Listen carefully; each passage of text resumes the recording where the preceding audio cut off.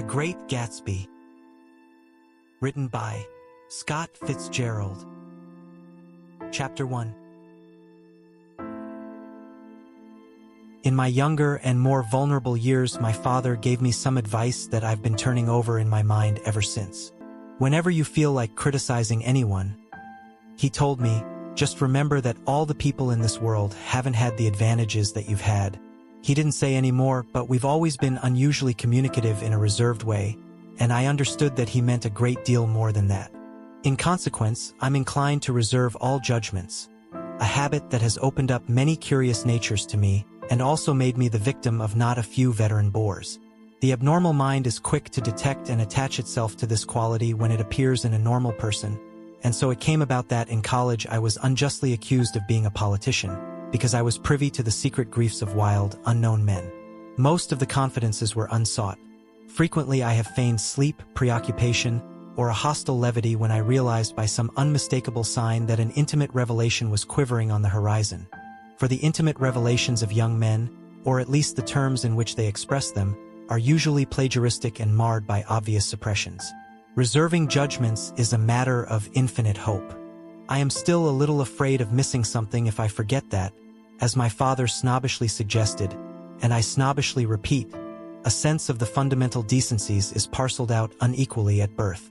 And, after boasting this way of my tolerance, I come to the admission that it has a limit. Conduct may be founded on the hard rock or the wet marshes, but after a certain point I don't care what it's founded on.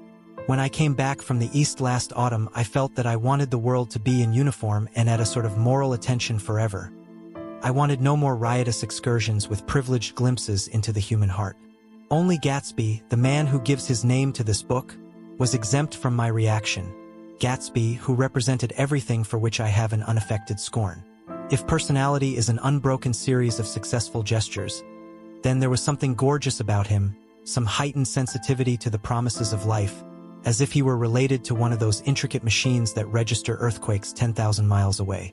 This responsiveness had nothing to do with that flabby impressionability which is dignified under the name of the creative temperament. It was an extraordinary gift for hope, a romantic readiness such as I have never found in any other person and which it is not likely I shall ever find again. No, Gatsby turned out all right at the end. It is what preyed on Gatsby, what foul dust floated in the wake of his dreams that temporarily closed out my interest in the abortive sorrows and short-winded elations of men.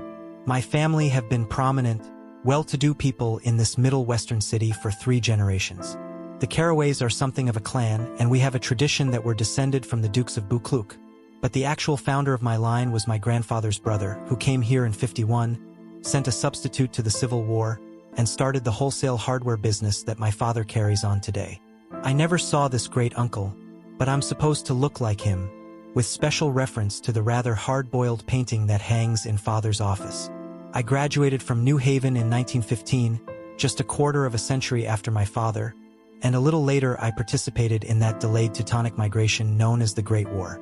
I enjoyed the counter-raid so thoroughly that I came back restless. Instead of being the warm center of the world, the Middle West now seemed like the ragged edge of the universe, so I decided to go east and learn the bond business. Everybody I knew was in the bond business, so I supposed it could support one more single man. All my aunts and uncles talked it over as if they were choosing a prep school for me, and finally said, "Wise," with very grave, hesitant faces. Father agreed to finance me for a year, and after various delays I came east permanently, I thought, in the spring of '22.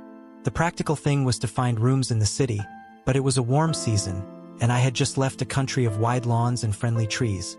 So when a young man at the office suggested that we take a house together in a commuting town, it sounded like a great idea.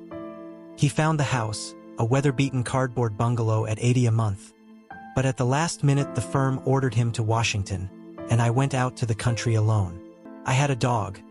At least I had him for a few days until he ran away, and an old Dodge and a Finnish woman, who made my bed and cooked breakfast and muttered Finnish wisdom to herself over the electric stove. It was lonely for a day or so until one morning some man, more recently arrived than I, stopped me on the road. "How do you get to West Egg Village?" he asked helplessly. I told him, and as I walked on I was lonely no longer. I was a guide, a pathfinder, an original settler. He had casually conferred on me the freedom of the neighborhood. And so, with the sunshine and the great bursts of leaves growing on the trees, just as things grow in fast movies, I had that familiar conviction that life was beginning over again with the summer. There was so much to read, for one thing, and so much fine health to be pulled down out of the young breath-giving air. I bought a dozen volumes on banking and credit and investment securities, and they stood on my shelf in red and gold like new money from the mint, promising to unfold the shining secrets that only Midas and Morgan and Maecenas knew. And I had the high intention of reading many other books besides. I was rather literary in college. One year I wrote a series of very solemn and obvious editorials for the Yale News. And now I was going to bring back all such things into my life and become again that most limited of all specialists, the well-rounded man. This isn't just an epigram. Life is much more successfully looked at from a single window, after all. It was a matter of chance that I should have rented a house in one of the strangest communities in North America. It was on that slender, riotous island which extends itself due east of New York, and where there are, among other natural curiosities, two unusual formations of land. 20 miles from the city, a pair of enormous eggs, identical in contour and separated only by a courtesy bay, jut out into the most domesticated body of salt water in the Western Hemisphere, the great wet barnyard of Long Island Sound. They are not perfect ovals like the egg in the Columbus story.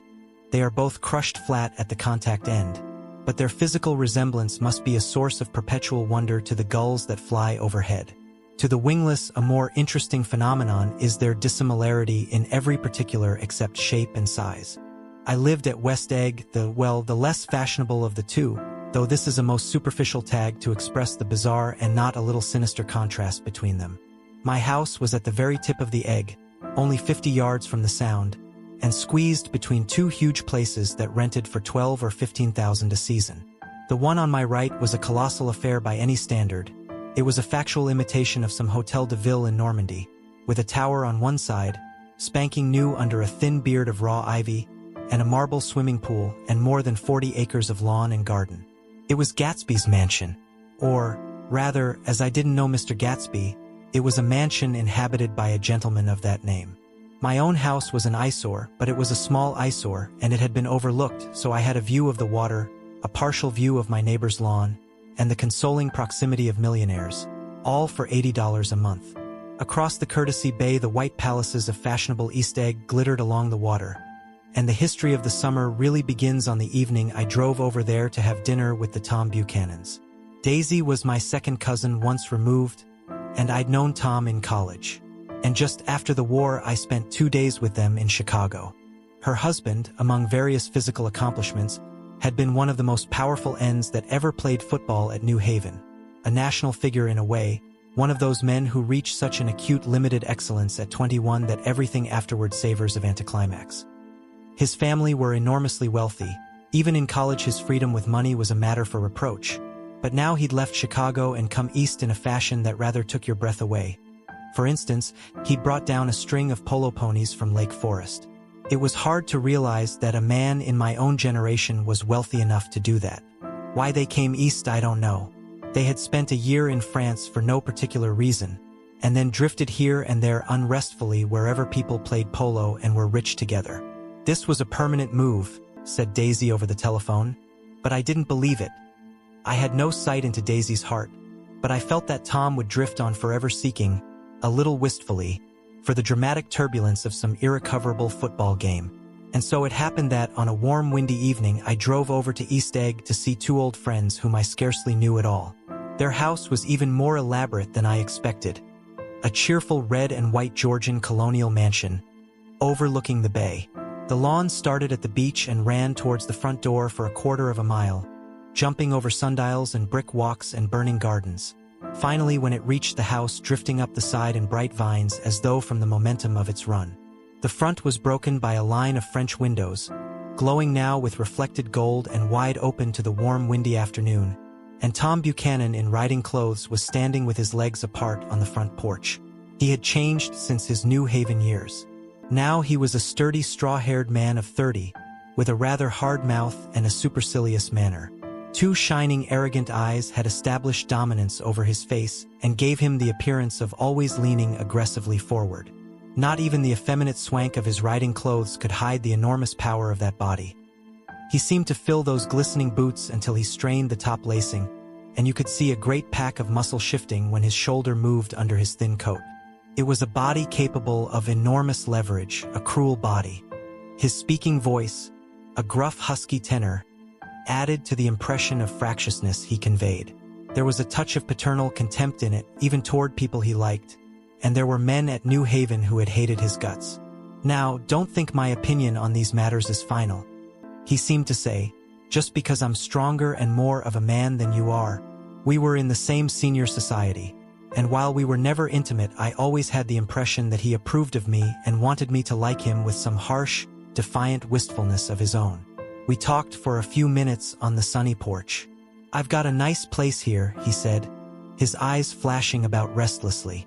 Turning me around by one arm, he moved a broad flat hand along the front vista, including in its sweep a sunken Italian garden, a half-acre of deep, pungent roses, and a snub-nosed motorboat that bumped the tide offshore.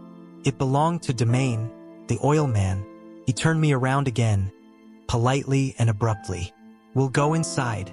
We walked through a high hallway into a bright rosy-colored space, fragilely bound into the house by French windows at either end. The windows were ajar and gleaming white against the fresh grass outside that seemed to grow a little way into the house. A breeze blew through the room, blue curtains in at one end and out the other like pale flags, twisting them up toward the frosted wedding cake of the ceiling, and then rippled over the wine-colored rug, making a shadow on it as wind does on the sea. The only completely stationary object in the room was an enormous couch on which two young women were buoyed up as though upon an anchored balloon. They were both in white, and their dresses were rippling and fluttering as if they had just been blown back in after a short flight around the house. I must have stood for a few moments listening to the whip and snap of the curtains and the groan of a picture on the wall. Then there was a boom as Tom Buchanan shut the rear windows and the caught wind died out about the room, and the curtains and the rugs and the two young women ballooned slowly to the floor. The younger of the two was a stranger to me. She was extended full length at her end of the divan, completely motionless, and with her chin raised a little, as if she were balancing something on it which was quite likely to fall. If she saw me out of the corner of her eyes, she gave no hint of it. Indeed, I was almost surprised into murmuring an apology for having disturbed her by coming in. The other girl, Daisy, made an attempt to rise. She leaned slightly forward with a conscientious expression. Then she laughed, an absurd, charming little laugh, and I laughed too and came forward into the room. "I'm paralyzed with happiness." She laughed again, as if she said something very witty, and held my hand for a moment, looking up into my face, promising that there was no one in the world she so much wanted to see. That was a way she had. She hinted in a murmur that the surname of the balancing girl was Baker. I've heard it said that Daisy's murmur was only to make people lean toward her, an irrelevant criticism that made it no less charming. At any rate, Miss Baker's lips fluttered. She nodded at me almost imperceptibly, and then quickly tipped her head back again. The object she was balancing had obviously tottered a little and given her something of a fright. Again, a sort of apology arose to my lips. Almost any exhibition of complete self-sufficiency draws a stunned tribute from me. I looked back at my cousin, who began to ask me questions in her low, thrilling voice. It was the kind of voice that the ear follows up and down, as if each speech is an arrangement of notes that will never be played again. Her face was sad and lovely with bright things in it, bright eyes and a bright, passionate mouth, but there was an excitement in her voice that men who had cared for her found difficult to forget. A singing compulsion, a whispered listen, a promise that she had done gay. Exciting things just a while since and that there were gay. Exciting things hovering in the next hour. I told her how I had stopped off in Chicago for a day on my way east, and how a dozen people had sent their love through me. "Do they miss me?" she cried ecstatically. "The whole town is desolate. All the cars have the left rear wheel painted black as a mourning wreath, and there's a persistent wail all night along the North Shore. How gorgeous! Let's go back, Tom. Tomorrow." Then she added irrelevantly, "You ought to see the baby." "I'd like to. She's asleep. She's 3 years old. Haven't you ever seen her?" "Never." "Well, you ought to see her. She's..." Tom Buchanan, who had been hovering restlessly about the room, stopped and rested his hand on my shoulder. "What you doing, Nick?" "I'm a bondman." "Who with?" I told him. "Never heard of them," he remarked decisively. This annoyed me. "You will," I answered shortly. "You will if you stay in the East." "Oh, I'll stay in the East. Don't you worry," he said, glancing at Daisy and then back at me, as if he were alert for something more. "I'd be a goddamned fool to live anywhere else."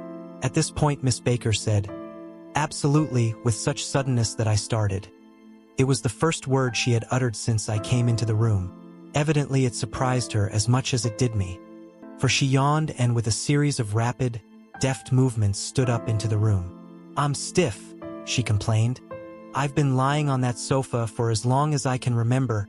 "Don't look at me," Daisy retorted. "I've been trying to get you to New York all afternoon." "No, thanks," said Miss Baker to the 4 cocktails just in from the pantry. "I'm absolutely in training." Her host looked at her incredulously. "You are?" He took down his drink as if it were a drop in the bottom of a glass. "How you ever get anything done is beyond me." I looked at Miss Baker, wondering what it was she got done. I enjoyed looking at her. She was a slender, small-breasted girl with an erect carriage, which she accentuated by throwing her body backward at the shoulders like a young cadet. Her gray, sun-strained eyes looked back at me with polite reciprocal curiosity out of a wan, charming, discontented face. It occurred to me now that I had seen her, or a picture of her, somewhere before. "You live in West Egg," she remarked contemptuously. "I know somebody there." "I don't know a single." "You must know Gatsby." "Gatsby?" demanded Daisy. "What Gatsby?" Before I could reply that he was my neighbor, dinner was announced. Wedging his tense arm imperatively under mine, Tom Buchanan compelled me from the room as though he were moving a checker to another square. Slenderly, languidly, their hands set lightly on their hips, the 2 young women preceded us out onto a rosy-colored porch, open toward the sunset, where 4 candles flickered on the table in the diminished wind. "Why candles?" objected Daisy, frowning. She snapped them out with her fingers. "In 2 weeks it'll be the longest day in the year." She looked at us all radiantly. "Do you always watch for the longest day of the year and then miss it?" "I always watch for the longest day in the year and then miss it." "We ought to plan something," yawned Miss Baker, sitting down at the table as if she were getting into bed. "All right," said Daisy. "What'll we plan?" She turned to me helplessly. "What do people plan?" Before I could answer, her eyes fastened with an odd expression on her little finger. "Look," she complained. I heard it. We all looked. The knuckle was black and blue.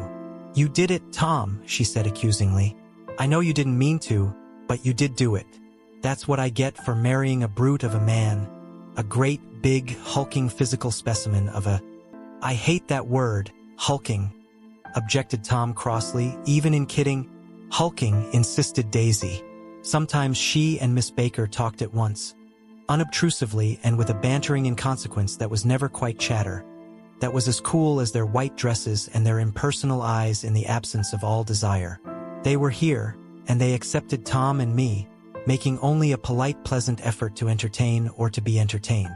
They knew that presently dinner would be over, and a little later the evening too would be over and casually put away. It was sharply different from the West, where an evening was hurried from phase to phase towards its close, in a continually disappointed anticipation or else in sheer nervous dread of the moment itself. "You make me feel uncivilized, Daisy," I confessed on my second glass of corky but rather impressive claret. "Can't you talk about crops or something?" I meant nothing in particular by this remark, but it was taken up in an unexpected way. "Civilization's going to pieces," broke out Tom violently. "I've gotten to be a terrible pessimist about things." "Have you read The Rise of the Colored Empires by this man Goddard?" "Why, no," I answered, rather surprised by his tone. "Well, it's a fine book, and everybody ought to read it. The idea is if we don't look out, the white race will be utterly submerged. It's all scientific stuff. It's been proved." "Tom's getting very profound," said Daisy, with an expression of unthoughtful sadness. "He reads deep books with long words in them." "What was that word "we"? "Well, these books are all scientific," insisted Tom, glancing at her impatiently. This fellow has worked out the whole thing. It's up to us, who are the dominant race, to watch out, or these other races will have control of things. We've got to beat them down, whispered Daisy, winking ferociously toward the fervent sun. You ought to live in California, began Miss Baker, but Tom interrupted her by shifting heavily in his chair. This idea is that we're Nordics. I am, and you are, and after an infinitesimal hesitation he included Daisy with a slight nod, and she winked at me again. And we've produced all the things that go to make civilization, science and art and all that. Do you see? There was something pathetic in his concentration, as if his complacency, more acute than of old, was not enough to him anymore.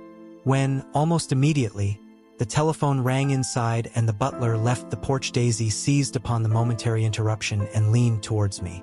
I'll tell you a family secret, she whispered enthusiastically. It's about the butler's nose. Do you want to hear about the butler's nose? That's why I came over tonight. Well, he wasn't always a butler.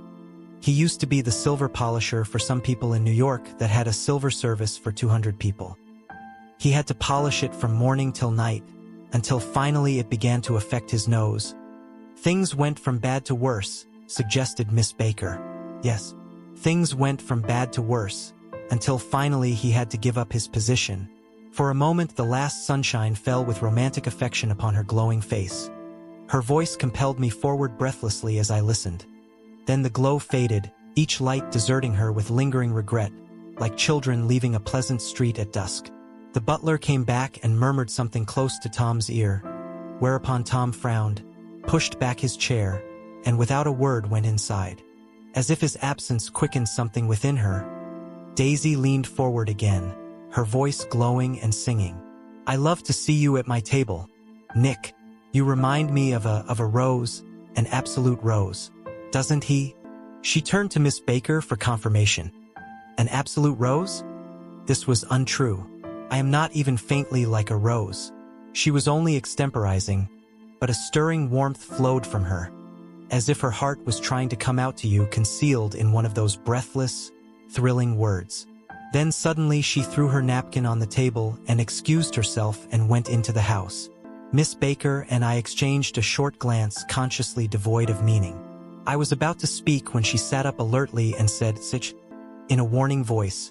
A subdued, impassioned murmur was audible in the room beyond, and Miss Baker leaned forward unashamed, trying to hear. The murmur trembled on the verge of coherence, sank down, mounted excitedly, and then ceased altogether. This Mr. Gatsby you spoke of is my neighbor, I began. Don't talk. I want to hear what happens. Is something happening?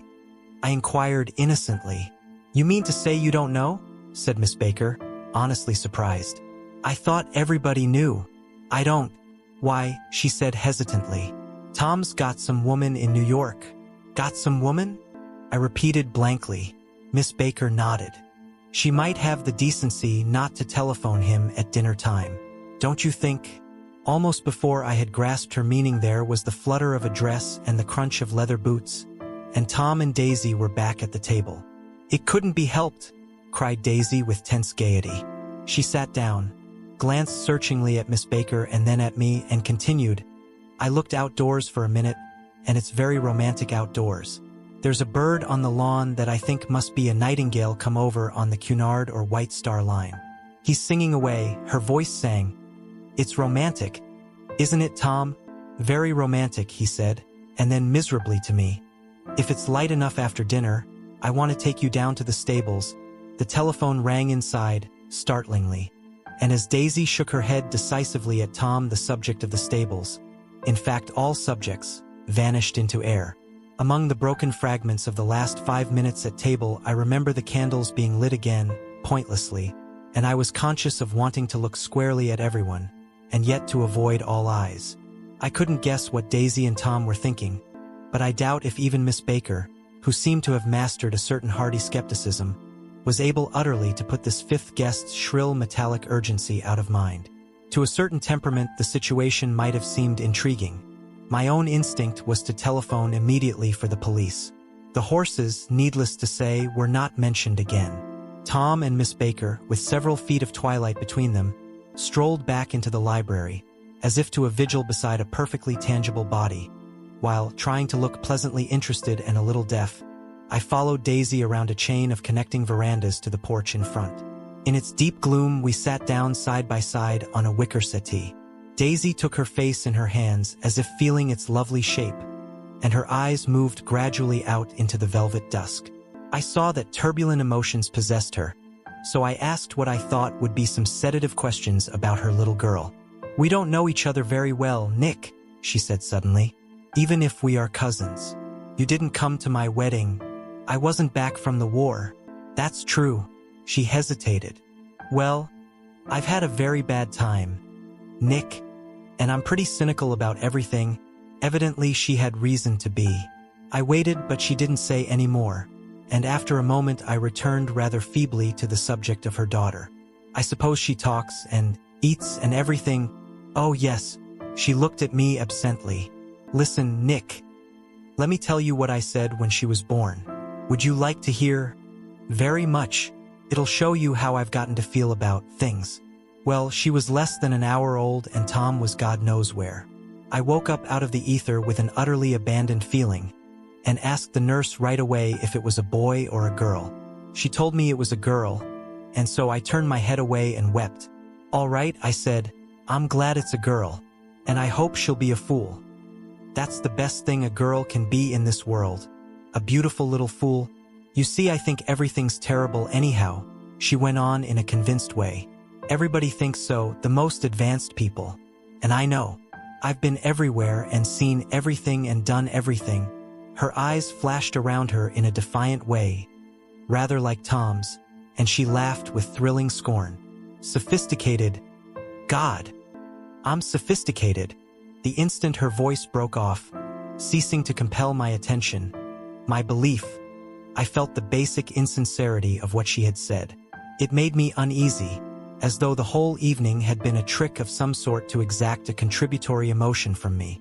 I waited, and sure enough, in a moment she looked at me with an absolute smirk on her lovely face, as if she had asserted her membership in a rather distinguished secret society to which she and Tom belonged. Inside, the crimson room bloomed with light. Tom and Miss Baker sat at either end of the long couch and she read aloud to him from the Saturday Evening Post, the words, murmurous and uninflected, running together in a soothing tune. The lamplight, bright on his boots and dull on the autumn leaf yellow of her hair, glinted along the paper as she turned a page with a flutter of slender muscles in her arms. When we came in, she held us silent for a moment with a lifted hand. "To be continued," she said, tossing the magazine on the table. "In our very next issue." Her body asserted itself with a restless movement of her knee, and she stood up. 10 o'clock, she remarked, apparently finding the time on the ceiling. "Time for this good girl to go to bed. Jordan's going to play in the tournament tomorrow," explained Daisy, "over at Westchester." "Oh, you're Jordan Baker." I knew now why her face was familiar. Its pleasing contemptuous expression had looked out at me from many rotogravure pictures of the sporting life at Asheville and Hot Springs and Palm Beach. I had heard some story of her too, a critical, unpleasant story, but what it was I had forgotten long ago. "Good night," she said softly. "Wake me at 8, won't you? If you'll get up." "I will." "Good night, Mr. Carraway. See you anon." "Of course you will," confirmed Daisy. "In fact, I think I'll arrange a marriage. Come over often, Nick, and I'll sort of, fling you together. Lock you up accidentally in linen closets and push you out to sea in a boat, and all that sort of thing underscore." "Good night," called Miss Baker from the stairs. "I haven't heard a word." "She's a nice girl," said Tom after a moment. "They oughtn't to let her run around the country this way." "Who oughtn't to?" inquired Daisy coldly. Her family is one aunt about 1,000 years old. Besides, Nick's gonna look after her, aren't you, Nick? She's gonna spend lots of weekends out here this summer. I think the home influence will be very good for her." Daisy and Tom looked at each other for a moment in silence. "Is she from New York?" I asked quickly. "From Louisville. Our white girlhood was passed together there. Our beautiful white—" "Did you give Nick a little heart-to-heart talk on the veranda?" demanded Tom suddenly. "Did I?" She looked at me. "I can't seem to remember, but I think we talked about the Nordic race. Yes, I'm sure we did. It sort of crept up on us, and first thing you know, "Don't believe everything you hear, Nick," he advised me. I said lightly that I had heard nothing at all, and a few minutes later I got up to go home. They came to the door with me and stood side by side in a cheerful square of light. As I started my motor, Daisy peremptorily called, "Wait, I forgot to ask you something, and it's important. We heard you were engaged to a girl out west." "That's right," corroborated Tom kindly. "We heard that you were engaged. It's a libel. I'm too poor." "But we heard it," insisted Daisy, surprising me by opening up again in a flower-like way. "We heard it from 3 people, so it must be true." Of course I knew what they were referring to, but I wasn't even vaguely engaged. The fact that gossip had published the banns was one of the reasons I had come east. You can't stop going with an old friend on account of rumors, and on the other hand I had no intention of being rumored into marriage. Their interest rather touched me and made them less remotely rich. Nevertheless, I was confused and a little disgusted as I drove away. It seemed to me that the thing for Daisy to do was to rush out of the house, child in arms, but apparently there were no such intentions in her head. As for Tom, the fact that he had some woman in New York was really less surprising than that he had been depressed by a book. Something was making him nibble at the edge of stale ideas, as if his sturdy physical egotism no longer nourished his peremptory heart. Already it was deep summer on roadhouse roofs and in front of wayside garages, where new red petrol pumps sat out in pools of light, and when I reached my estate at West Egg I ran the car under its shed and sat for a while on an abandoned grass roller in the yard. The wind had blown off, leaving a loud, bright night, with wings beating in the trees and a persistent organ sound as the full bellows of the earth blew the frogs full of life. The silhouette of a moving cat wavered across the moonlight, and, turning my head to watch it, I saw that I was not alone. 50 feet away a figure had emerged from the shadow of my neighbor's mansion and was standing with his hands in his pockets regarding the silver pepper of the stars. Something in his leisurely movements and the secure position of his feet upon the lawn suggested that it was Mr. Gatsby himself, come out to determine what share was his of our local heavens. I decided to call to him. Miss Baker had mentioned him at dinner, and that would do for an introduction. But I didn't call to him, for he gave a sudden intimation that he was content to be alone. He stretched out his arms toward the dark water in a curious way, and far as I was from him, I could have sworn he was trembling. Involuntarily I glanced seaward, and distinguished nothing except a single green light, minute and far away, that might have been the end of a dock. When I looked once more for Gatsby he had vanished, and I was alone again in the unquiet darkness.